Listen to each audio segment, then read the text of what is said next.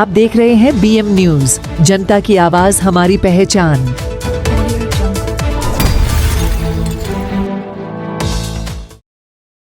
Maharashtra police स्थापना सप्ताह के तहत भिवंडी पुलिस उपायुक्त परिमंडल द्वारा कै संपदा नाइक सभागृह भादवड़ में ज्येष्ठ नागरिक संवाद मेला और स्वास्थ्य जांच शिविर का आयोजन किया गया।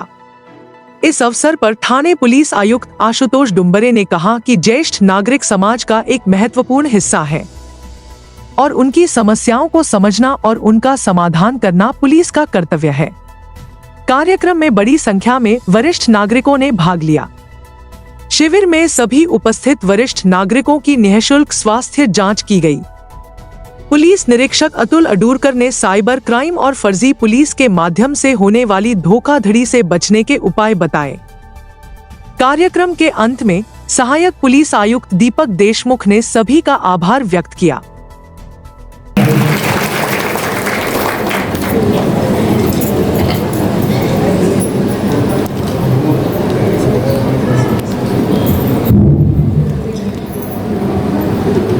महाराष्ट्र पोलिसांच्या स्थापना दिनाच्या निमित्तानं आयोजित या सप्ताहामध्ये आजच्या ज्येष्ठ नागरिकांच्या मेळाव्यासाठी उपस्थित असलेले ठाण्याचे अपर पोलीस आयुक्त श्री विनायक देशमुख, पोलीस उपायुक्त श्री मोहन दहीकर, ज्येष्ठ नागरिक संघाचे अध्यक्ष श्री जयंत सोनटक्के, या ठिकाणी उपस्थित सर्व ज्येष्ठ नागरिक आणि पोलीस अधिकारी बंधू आणि भगिनी, एक अतिशय चांगला उपक्रम आपण हाती घेतलेला आहे। त्यामुळं महाराष्ट्र पोलीस स्थापना दिनाच्या आणि नवीन वर्षाच्या सर्वप्रथम आपल्या सर्वांना शुभेच्छा देतो। काय असतं की आपण भारतामध्ये ज्येष्ठ नागरिकांचं वय 60 असं मानतो। जगाच्या इतर बऱ्याचशा भागामध्ये हे वय 65 असं मानलं जातं, पण जगात सर्वात जास्त 100 वर्ष पूर्ण करणारे नागरिक कुठे आहेत त्याची काही कल्पना आहे आपल्याला? जपानमध्ये आहे। तर जपानमध्ये ज्येष्ठ नागरिकांचं वय हे 75 मानलं जातं। म्हणजे वयवर्ष 65 ते 74 या वयामध्ये त्यांना ज्येष्ठ पूर्व नागरिक असं म्हटलं जातं, त्यांना ज्येष्ठ नागरिक म्हटलं जात नाही। पण आपल्याकडं ठीक आहे 60 हे वय आहे। बऱ्याच जणांना सोनटक्के सरांनी सांगितलं केस काय केल्यानंतर ते वाटतच नाही, अगदी खरं आहे। त्यामुळे आपण पण आपल्या जपानच्या दिशेला पुढे चाललेलो आहोत आणि मला खात्री आहे 10-15 वर्षामध्ये आपण नक्कीच भारतामध्ये देखील हे वय 70-75च्या आसपास आलेलं असेल। काय की आपण जेवढे लहान होतो, तुम्ही असाल मी असाल, तेवढे एकत्र कुटुंब पद्धती मोठ्या प्रमाणामध्ये होती आणि ते असल्यामुळं कसं आहे की घर हे गोकुळ असायचं असं आपण म्हणतो।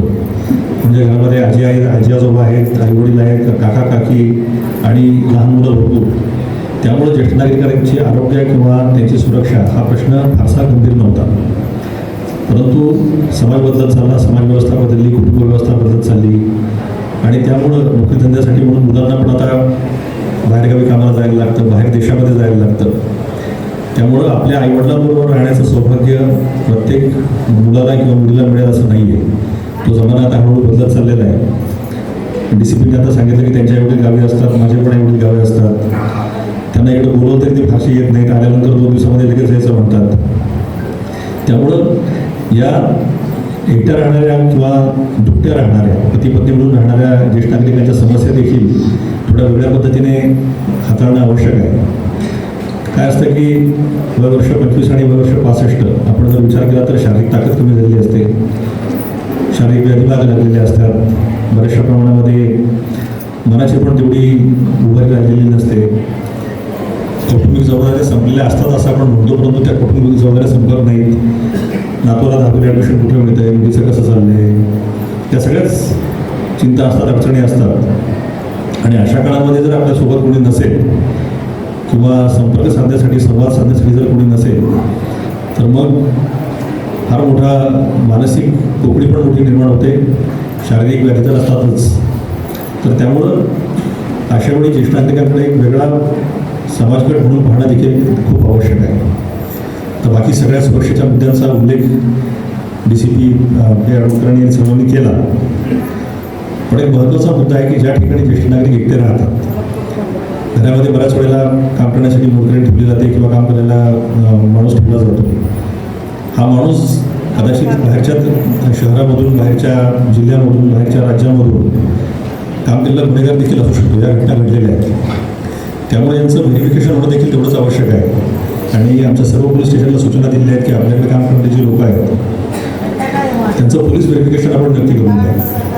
भिवंडी अजूनही तसं एक तालुक्याचं ठिकाण आहे, अजूनही तालुक्याचा आपलेपणा जिव्हाळा भिवंडीमध्ये आहे. बऱ्याच घरामध्ये काम करणाऱ्या मोठेसुद्धा 30-30 वर्ष जुने असतील.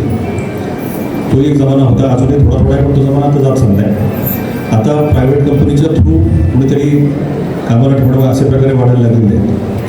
त्यामुळे त्यांचं देखील व्हेरिफिकेशन व्हायला पाहिजे. आपली काही अडचण असेल त्या अडचणीच्या काळामध्ये आपल्याला पोलीस स्टेशनला फोन करण्याचा मोकळेपणा आपल्यामध्ये असला पाहिजे आणि त्याप्रमाणे पोलिसांचं देखील वर्तन असलं पाहिजे.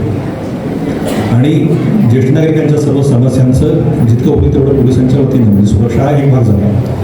पण मी तर या सूचना दिल्या आहेत की जर समजा घरामध्ये कोणी आजारी असेल आणि त्यानंतर औषधं आणायला कोणी नसेल तर आपल्या कर्मचारी जाईल आणि औषध आणून देईल. त्या सूचना देखील दिलेल्या आहेत. पोलिसांची कामं नेहमी चालूच असतात, पण ज्येष्ठ नागरिकांची कामं करणं हे पुण्याचं काम आहे.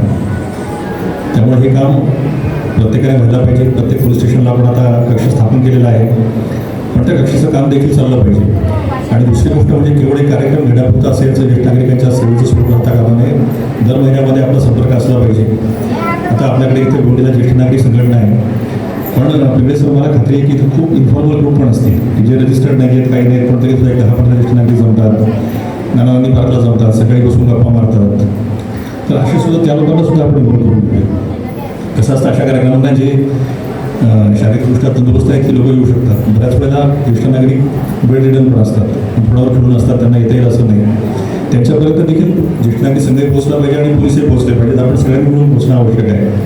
त्यांच्यापर्यंत जाणं, त्यांना मदत करणं हे देखील करणं खूप आवश्यक आहे. आणि आपण जो उपक्रम आता सांगितला की आपल्या एक महिन्यातून एक हे असतो, मेळावा असतो, तर माझी डिसिप्लिनला विनंती आहे की त्या मेळाव्याला पोलीस अधिकारी उपस्थित राहील. बऱ्याच वेळेला फार साध्या गोष्टी असतात की घरामध्ये काहीतरी वाद असतो, मुलांचा आणि वडिलांचा प्रॉपर्टीवरून वाद असतो, बिझनेसवरून वाद असतो, असं सुनेचं पडत नाही.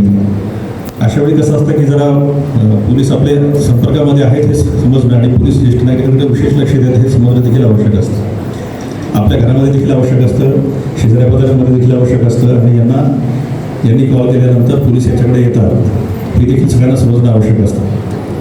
त्यामुळं या सर्व ज्येष्ठ नागरिकांच्या संदर्भात संपूर्ण पद्धतीने, सर्वांगीण पद्धतीने जितके मदत करता येईल तेवढं करण्याचा आपण या निमित्तानं नक्की प्रयत्न करूया. आणि फक्त हे 60 हा एक फक्त टप्पा झाला. आपल्या सगळ्यांना सेंचुरी मारायची आहे.